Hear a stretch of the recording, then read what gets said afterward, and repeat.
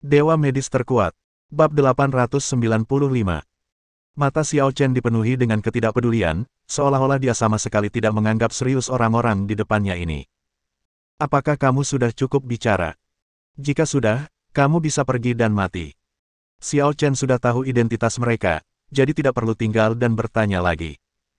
Jadi, dia memilih untuk membunuh orang-orang ini secara langsung. Itu sudah cukup. Ekspresi semua orang tiba-tiba menjadi tegang. Penindasan yang dibawa Xiao Chen kepada mereka membuat mereka bahkan kesulitan bernapas. Setelah menarik napas dalam-dalam, semua orang langsung berbicara. Anak ini benar-benar aneh. Mari kita mengungsi sekarang dan kemudian mencari masalah dengannya nanti. Baiklah. Kalau begitu, mundurlah. Begitu kata-kata itu terucap, semua orang menyerang serentak. Serangan itu dapat menunda kecepatan gerak Xiao Chen, dan memanfaatkan kesempatan ini, mereka dapat melarikan diri dengan lebih baik. Jika sebelum memasuki reruntuhan Dewa Iblis, Xiao Chen mungkin tidak memiliki kekuatan untuk melawan mereka. Namun sekarang, Xiao Chen sama sekali tidak takut. Melihat semua orang menyerang ke arahnya, Xiao Chen tak dapat menahan diri untuk mencibir penuh penghinaan. Sampah. Seketika, dengan sebuah pikiran dalam benaknya, pedang penghancur dewa menebasnya. Gerakan yang sangat kuat itu langsung menghancurkan semua gerakan lawan dalam sekejap. Gelombang kejut yang kuat itu bahkan melukai semua pembunuh dengan parah, membuat mereka tidak dapat melarikan diri. Apa? Semua orang terkejut. Apakah kau pikir kau punya kesempatan untuk lolos dariku? Xiao Chen tersenyum tenang, nadanya dipenuhi keyakinan yang tak terlukiskan. Namun, pada saat ini, beberapa sosok tiba-tiba menyerang dari kejauhan. Xiao Chen, serahkan masalah ini pada tim penegak hukum kami. Kalian mundur sekarang. Xiao Chen menyipitkan matanya sedikit, mendengus pelan, dan menggunakan niat pedang Zhu Xian lagi. Dia sama sekali tidak menyembunyikan kekuatannya, dan dia menghancurkan semua orang hingga berkeping-keping di tempat. Bajingan! Para pemimpin tim penegak hukum datang ke sini dan melihat kejadian ini. Mereka berteriak di tempat, mata mereka dipenuhi amarah terhadap Xiao Chen. Xiao Chen, kami telah dengan jelas mengatakan bahwa tim penegak hukum bertanggung jawab atas masalah ini. Siapa yang memintamu untuk mengambil tindakan? Apakah kamu lelah hidup? Xiao Chen tersenyum tenang. Bagaimana mungkin dia tidak tahu apa yang sedang dilakukan orang-orang ini? Mereka semua adalah orang-orang kita. Jika mereka diizinkan membawa orang-orang ini pergi, dia bisa mengetahuinya bahkan dengan jari kakinya. Orang-orang ini pasti akan menyelamatkan mereka. Itulah sebabnya dia akan bertindak terlebih dahulu, mengambil alih pimpinan dan membunuh mereka. Ini adalah aturan Xiao Chen. Siapapun yang memprovokasi dia harus mati. Tidak ada yang akan dibiarkan hidup. Kenapa kamu tertawa? Para anggota dan tetua tim penegak hukum jelas masih marah. Namun, Xiao Chen sama sekali tidak panik. Aku ingin tertawa, apa hubungannya denganmu? Sama seperti apa yang terjadi di sini hari ini, mereka adalah pembunuh yang datang untuk membunuhku. Apakah salah jika aku membunuh mereka? Apa hubungannya denganmu? Betapa keterlaluannya. Kalian orang-orang yang sangat lancang. Xiao Chen menghentakkan kakinya keras-keras, momentumnya pun meledak, seketika itu juga menjatuhkan beberapa orang hidup-hidup. Hati semua orang bergetar, dan mereka menjadi waspada terhadap Xiao Chen saat itu juga. Baru pada saat itulah mereka tiba-tiba ingat bahwa pria di hadapan mereka bukanlah orang baik. Setelah mengusir mereka, wajah Xiao Chen menjadi dingin dan dia berbicara lagi. Aku tidak ingin membuang waktu berbicara denganmu. Kurasa kau seharusnya lebih tahu daripada orang lain apa yang terjadi hari ini. Lagi pula, aku punya perjanjian pertempuran dengan tetua ketigamu. Terus terang saja, bahkan jika aku membunuh kalian sekarang, tetua ketigamu tidak akan bisa melakukan apapun padaku. Sebaiknya kau pikirkan baik-baik. Begitu kata-kata itu diucapkan, semua orang yang hadir terkejut. Semua orang mengepalkan tangan mereka, saling memandang, lalu berkata dengan dingin. Huff, Xiao Chen. Kau sangat kejam. Tapi jangan terlalu bangga. Meskipun kami membiarkanmu pergi hari ini. Tapi tetua ketiga tidak akan membiarkanmu pergi. Pertarunganmu dengan tetua ketiga akan segera dimulai. Saat itu, kami ingin melihat berapa banyak kesempatan yang tersisa bagimu. Ayo pergi. Begitu kata-kata itu terucap, semua orang bergegas lari. Mereka datang dan pergi dengan tergesa-gesa. Xiao Chen sama sekali tidak peduli. Para idiot ini hanyalah segerombolan udang kecil baginya. Dia terlalu malas untuk peduli dengan mereka sekarang. Setelah melihat orang-orang ini pergi, Xiao Chen menggelengkan kepalanya, kembali ke kamarnya, dan mulai berlatih lagi. Dia ingin menggunakan peta Hongmeng untuk memengaruhi kekuatan Dewa Iblis 10.000 alam dan mencobanya. Begitu dia berhasil memengaruhi Dewa Iblis 10.000 alam, maka dia tidak perlu lagi khawatir tentang apa yang akan dilakukan Dewa Iblis 10.000 alam terhadap Bima Sakti. Xiao Chen kembali berlatih dengan tenang. Di sisi lain, tetua ketiga sangat marah. Bajingan ini, binatang buas. Binatang buas. Dia meraung marah, dan sangat marah. Kau tahu, mereka yang dia kirim adalah semua keturunan langsungnya dan tetua keenam. Mereka semua adalah yang terkuat di faksi mereka. Sekarang, mereka semua dibunuh oleh Xiao Chen, tidak ada yang tersisa hidup. Ini berarti bahwa di masa depan, di antara generasi muda, keturunan mereka tidak akan dapat dengan mudah mengejar keturunan dari faksi tetua lainnya. Ini kerugian besar. Terutama bagi para tetua seperti mereka yang telah membangun kekuatan mereka sendiri, ini merupakan pukulan berat.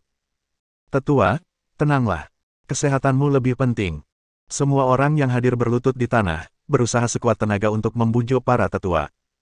Tetua ketiga menggertakkan giginya dan berkata, "Bagaimana aku bisa tenang? Bajingan ini benar-benar membunuh murid elit kita. Aku akan membunuhnya, aku harus membunuhnya." Semua orang buru-buru mencoba membujuknya lagi. "Tetua, kau harus memikirkannya. Kita pasti tidak punya cara untuk membunuhnya sekarang. Jika kau menyerangnya sekarang, para tetua lainnya pasti tidak akan setuju. Kau hanya bisa membunuhnya jika kita berduel." "Benar sekali.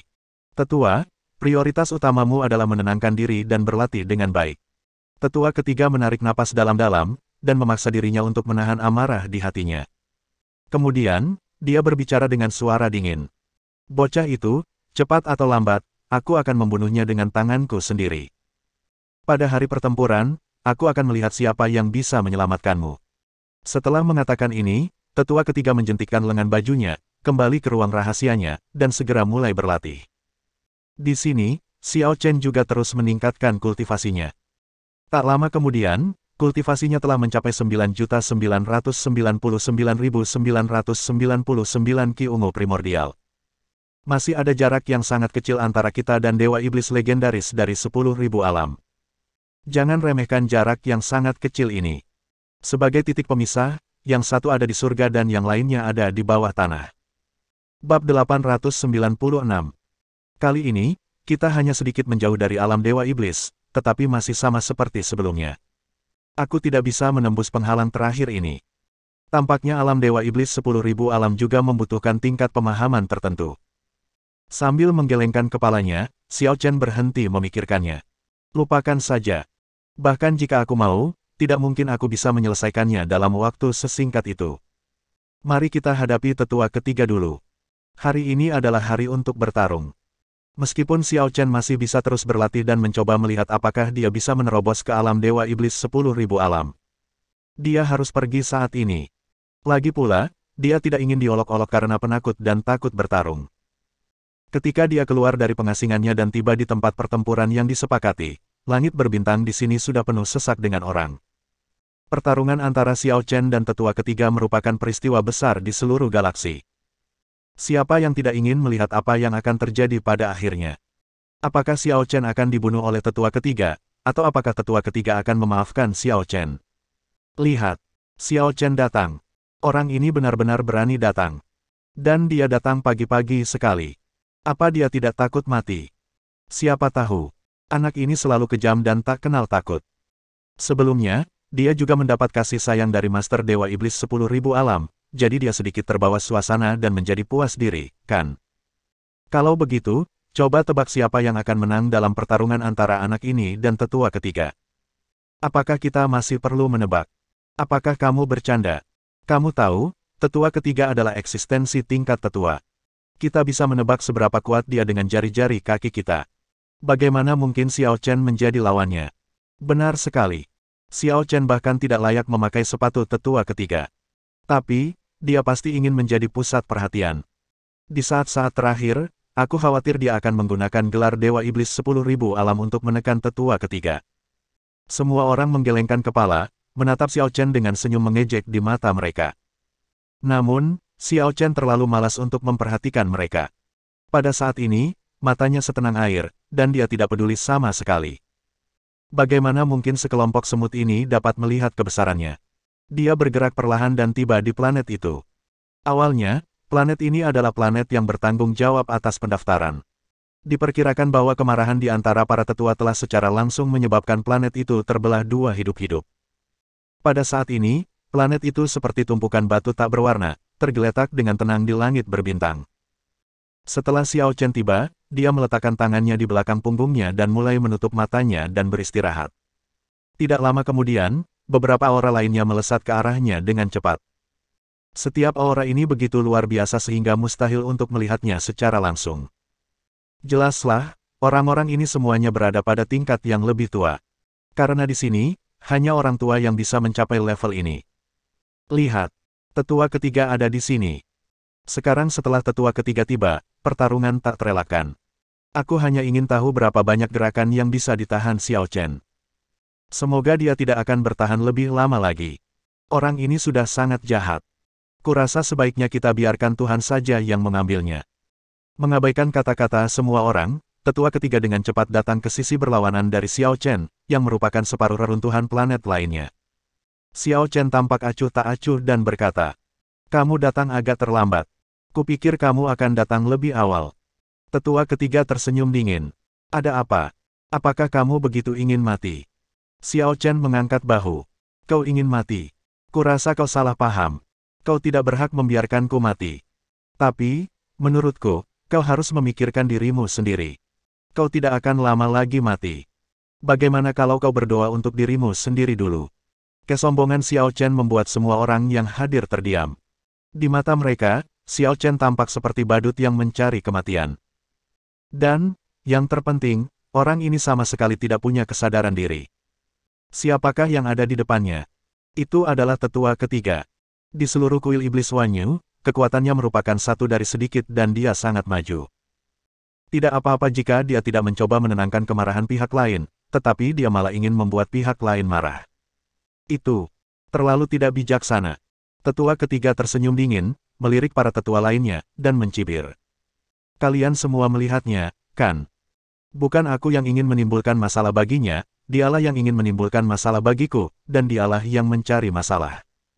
Ini bukan salahku. Jika aku membunuhnya nanti, jangan mencoba menghentikanku, jika tidak, jangan salahkan aku karena bersikap kasar." Semua orang tidak bisa menahan diri untuk tidak mengerutkan kening. Kakak ketiga, jangan melakukan hal yang gegabah. Kau harus tahu bahwa orang ini bukan orang biasa. Dia adalah kutukan cinta dari Raja Iblis kita. Jangan bicara padaku tentang kesengsaraan cinta atau tidak. Aku katakan padamu, aku pasti akan membunuh bocah ini hari ini. Kecuali Dewa Iblis penguasa 10.000 alam datang sendiri, tidak ada yang bisa menyelamatkannya. Xiao Chen berkata dengan acuh tak acuh. "Penatua ke-9, kau tidak perlu membujuknya. Pertandingan ini adalah tantangan yang kuberikan padanya. Aku akan membunuhnya. Jadi, aku tidak membutuhkanmu untuk bertarung demi aku." Tetua ke-9 dan yang lainnya tidak bisa menahan diri untuk tidak mengerutkan kening. "Apa kau gila? Xiao Chen, kau tidak tahu betapa hebatnya seorang tetua. Kau tidak sebanding dengannya." Xiao Chen berbicara lagi. "Itulah yang ingin ku pelajari. Betapa hebatnya dia." Tetua ketiga mengangkat bibirnya sedikit. "Dasar bodoh, kau sendiri yang mengatakannya. Kalau begitu, jangan salahkan aku karena bersikap kejam. Mati saja." Setelah berteriak keras, tetua ketiga menghentakkan kakinya dan menghilang seketika. Ketika dia muncul kembali, dia sudah berada di depan Xiao Chen. Dia sudah mati. Pada saat ini, hampir semua orang memiliki pikiran ini. Tidak ada yang percaya bahwa Xiao Chen bisa menghindar. Lawannya terlalu kuat. Dibandingkan dengan Xiao Chen bahkan tidak berada pada level yang sama. Siapa yang dapat menghadapi langkah ini? Tetua ketiga merasakan hal yang sama, dengan ekspresi menghina dan niat membunuh di wajahnya. Dia melayangkan pukulan, dan ruang itu hancur di tempat. Kekuatan luar biasa itu menghantam wajah Xiao Chen dalam sekejap. Dia bahkan bisa membayangkan bahwa dengan gerakan ini, Xiao Chen akan dipukuli sampai hancur saat itu juga. Ketika dia memikirkan bagaimana Xiao Chen telah membunuh begitu banyak anak buah dan prajurit elitnya, dia tidak dapat menahan perasaan senangnya untuk membalas dendam. Akhirnya, Xiao Chen terbunuh. Namun, pada saat ini, Xiao Chen mengulurkan telapak tangannya. Telapak tangan yang biasa saja dan mudah, tetapi langsung memblokir tinju tetua ketiga. Pada saat ini, semua orang terkejut. Apa? Bagaimana ini mungkin? Apa yang terjadi? Bagaimana dia melakukannya? Ini tidak dapat dipercaya. Bersambung.